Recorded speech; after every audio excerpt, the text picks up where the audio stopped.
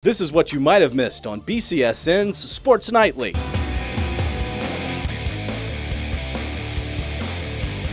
It's your weekly racing report brought to you by Toledo Speedway. I'm CJ Perry alongside Steve Ronkwitz. And weather played a very big part in this past weekend, no doubt about that, especially Friday, Steve, where Attica Raceway Park was rained out. And Toledo Speedway, we were really looking forward to the fastest short track show in the world, and that was canceled due to the impending weather that we ended up getting. We did get some heavy rain Friday. Well, let's look at the racing action that we did get in this past weekend. We were at Sandusky Speedway on Saturday. The hobby stock, Kelly Lilly getting her first victory of the season. In the Ohio stocks, Julia Buckles bringing down the empire of Jerry Carl. Carl had won the first 4 races of the season in that division.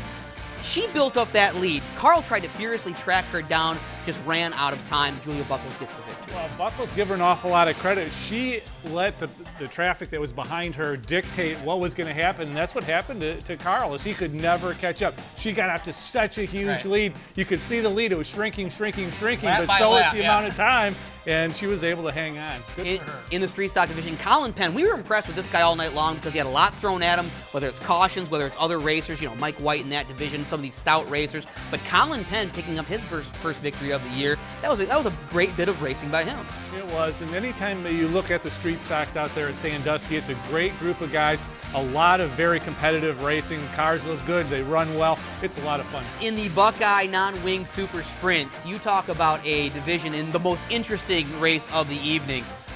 So the first week, they started out with 2 cars. 2 cars. So they've grown that to about 6 cars, and it's tough, obviously, in this economic climate, trying to get all these cars and trying to get these guys together. But then we were shrunk back down to 2 cars by the end of this feature, mostly through the actions of Frankie Neal and Brian Vaughn. These 2 tangled during the feature no less than 3 times in turns 1 and 2. Tangling up, spinning out. Who's to blame? Assigning blame? We don't know. Well, Frankie Neal on lap number 19, he decided to assign blame. He crashed out Brian Vaughn during the caution, which you don't often see that. I don't see that. And Brian Vaughn, give him credit. He had spun out with about 3 laps to go. He had to go to the back of the pack, raced his way back up to the front. He and Frankie Neal again were going right at it. Neal was on the inside, Vaughn was on the outside. Something happened. The 2 of them got together. I don't know what happened.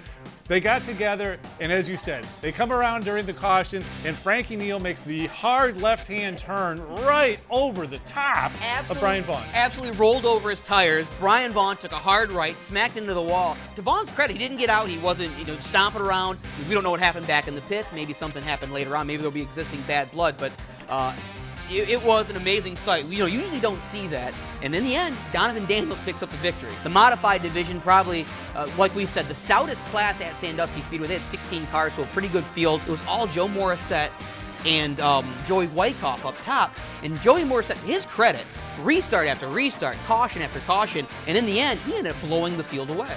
Well, he did the absolute epitome of just kind of laying in wait. He did that time. But like you said, all these big cars, big drivers that we have seen there so many times, they could never find their way past 3rd spot. They just could not get going. That second pack of races, and Joey Morissette, to his credit, he was absolutely hooked up. He was. It was a great race between the 2 of them, between him and Wyckoff. It was great to see it came down right to the end. All right, that's going to do it for us. For Steve Ronkwitz, I'm CJ Perry. Back to you guys. Be sure to watch Sports Nightly weeknights at 10:30 on BCSN and follow us on Twitter at sports_nightly.